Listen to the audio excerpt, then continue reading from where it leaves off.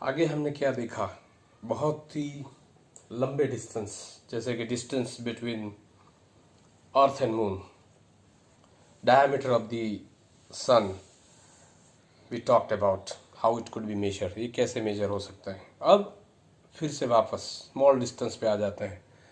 अगर हमें बहुत स्मॉल डिस्टेंस मेजर करना है, जैसे कि साइज ऑफ मॉलिक्यूल, मॉलिक्यूल का साइज क्या है, तो 10⁻⁻8 मीटर टू 10⁻⁻10 मीटर।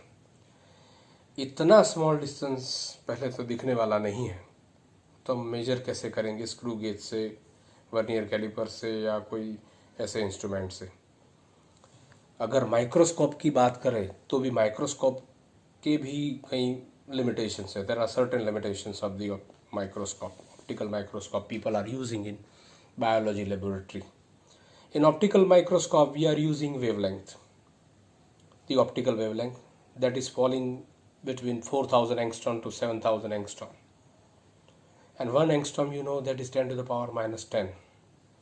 तो ये वेवलेंथ बहुत ही बड़ा है, तो उसका रिजोल्यूशन वो ऑप्टिकल माइक्रोस्कोप का बहुत ही ठीक नहीं आएगा, क्योंकि हमें मॉलिक्यूल का साइज मेज़र करना है 10⁻⁻10, यानी ईयर कितना है, इधर कितना है, तो 4000 इंटू 10⁻⁻10, दैट इज़ 4000 टाइम बिगर। तो ये तो ऐसी बात हो गई कि बड़े से फॉर्क से अगर आप चींटी को पकड़ने जाओगे तो चींटी नहीं पकड़ पाओगे, क्योंकि चींटी के साइज़ का ही आपको फॉर्क चाहिए।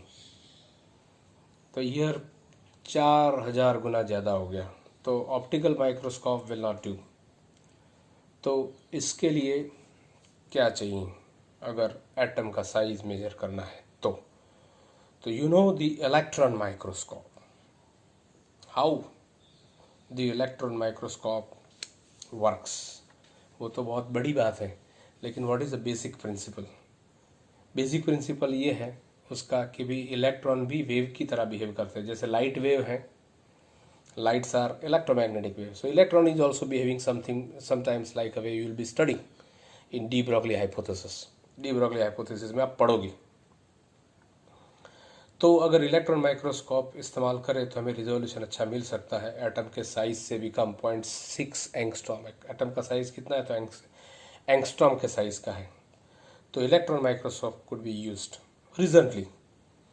The tunneling microscopes are also having a better resolution. How size of the molecule could be determined? The big molecule we are talking about, that is stearic acid or oleic acid, उसका molecule का हमें size, मतलब उसका diameter major करना है, जिसका size 10⁻⁹ metre है। तो there is a one method, that is monomolecular layer method. So here first we need to form a monomolecular layer of oleic acid on the surface of the water। इसके लिए क्या करना है, इसका layer form करने के लिए, oleic acid का लेयर वाटर पे फॉर्म करने के लिए हमें क्या करना है? तो इसमें 1 centimetre cube oleic acid alcohol में उसका सॉल्यूशन बनाना है, जिसका वॉल्यूम है 20 सेंटीमीटर क्यूब। ओके, फिर उसके बाद में से 1 सेंटीमीटर क्यूब इस सॉल्यूशन से लेना है, and it is again dilute into 20 centimetre cube alcohol. तो कॉन्सेंट्रेशन उसका क्या होगा, 1/20 इंटू 20, 1/400 सेंटीमीटर क्यूब उसका कॉन्सेंट्रेशन होगा।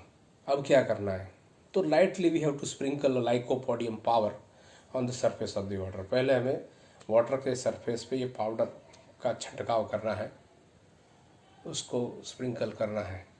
देन जो सॉल्यूशन हमने बनाया है, जो कॉन्सेंट्रेशन 1/400 सेंटीमीटर क्यूब वाला है, उसको एक ड्रॉप को रखना है।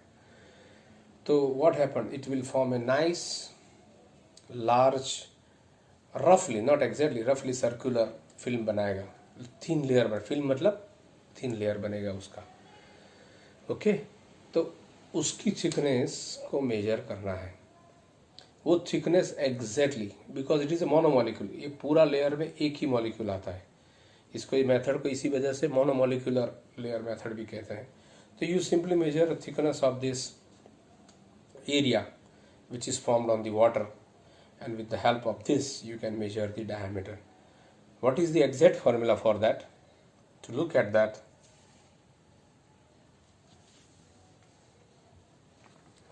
अगर n बूंद हैं, n ड्रॉप्स, तो एक बूंद का वॉल्यूम v है, तो n बूंद का, n ड्रॉप्स का वॉल्यूम कितना होगा? n times v.